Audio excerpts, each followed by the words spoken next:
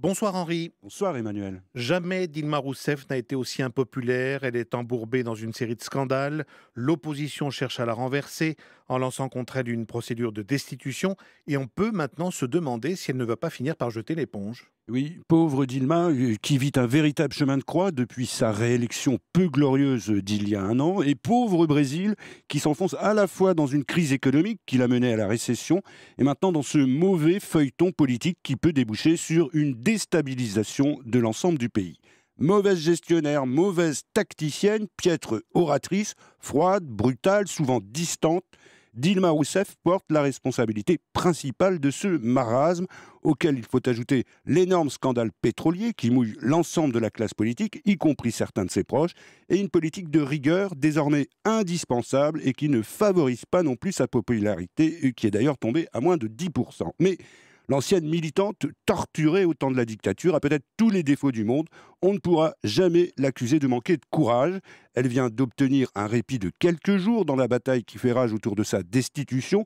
Elle accuse désormais l'opposition de fomenter un coup d'État et tout indique qu'elle est loin de vouloir abandonner le navire de la présidence, même s'il semble dangereusement en perdition. On reproche beaucoup de choses à Dilma Rousseff, mais semble-t-il pas d'être personnellement malhonnête. Donc sur quoi s'appuie cette demande de destitution? Eh bien, en fait, il y a déjà eu une vingtaine de démarches plus ou moins sérieuses dans le même sens, puisqu'au Brésil, chaque citoyen a le droit de saisir la Chambre des députés qui doit ensuite les examiner. Mais celle dont il est question aujourd'hui est incontestablement la plus dangereuse, puisqu'elle concerne les comptes publics de l'année dernière, l'année de la campagne électorale. Et ce qu'on reproche à Dilma Rousseff, eh bien, c'est d'avoir camouflé le déficit de façon à financer des dépenses sociales en vue de sa réélection. Donc c'est vrai, il n'est pas question d'enrichissement personnel dans cette affaire, mais c'est tout de même une faute grave et surtout un acte illégal. Elle a des chances d'aboutir, cette procédure, Henri. Comment ça va se dérouler?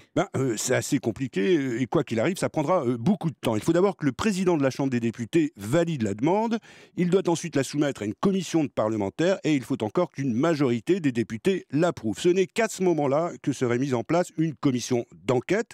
La présidente serait alors suspendue pendant 180 jours et c'est enfin le Sénat qui rendra le jugement final. Bref, un parcours complexe, d'autant, Emmanuel, que le premier maillon de la chaîne, vous vous souvenez, le président de l'Assemblée, lui, c'est un adversaire personnel de Dilma Rousseff, mais il est lui-même actuellement sous le coup d'une accusation pour corruption. Et en cas de départ de Dilma Rousseff, qui prendrait sa place donc à la tête de l'État? Alors, normalement, c'est le vice-président, il s'appelle Michel Temer, mais vous n'allez pas me croire, il est lui aussi sous la menace d'une enquête pour malversation. Vous aurez compris que la vie politique brésilienne en ce moment, eh bien, c'est un sacré panier de crabes, ce qui explique l'écœurement et la colère des Brésiliens. Bon, on sait qu'au Brésil, la référence politique s'appelle Lula.